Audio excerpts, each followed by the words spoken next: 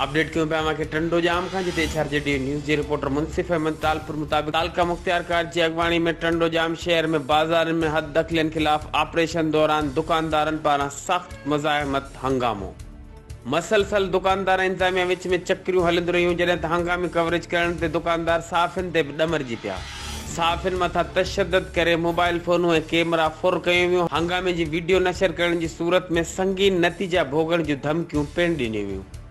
जॾहिं साफ़िन पारां एहतिजाज करण ते अंजुमन ताजरान जे सदर रओ अब्दुल मनान राजपूत विच में पई साफ़िन खे मोबाइल फोनूं कैमरा वापसि करायूं जॾहिं दुकानदारनि जी सख़्त मज़ाहिमत ऐं हंगामे सबबि तालका मुख्तियारकार ऐं ॿियो अमलो दुकाननि जा फ़क़ति धिका ड्राए हद दखलन खिलाफ़ ऑपरेशन जो ॾेखाव करण लॻा।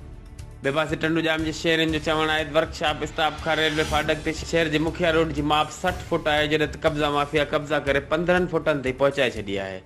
तंहिं बावजूद भी इंतजामिया सुप्रीम कोर्ट जे अखियुनि में सुरमो विझण लाइ कुछ दुकाननि जा फ़क़ति थल्ला ड्राए हद दखलन खिलाफ ऑपरेशन जो ड्रामो करे रही आहे।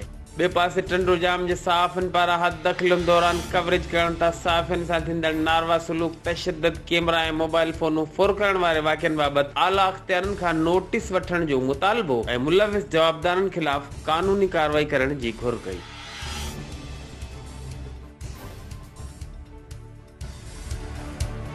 एचआरजेडी न्यूज़ 3 वक्त ताईं बस एतिरो ई। वधीक ख़बरनि ऐं अपडेट्स लाइ ॾिसंदा रहो एचआरजेडी न्यूज़।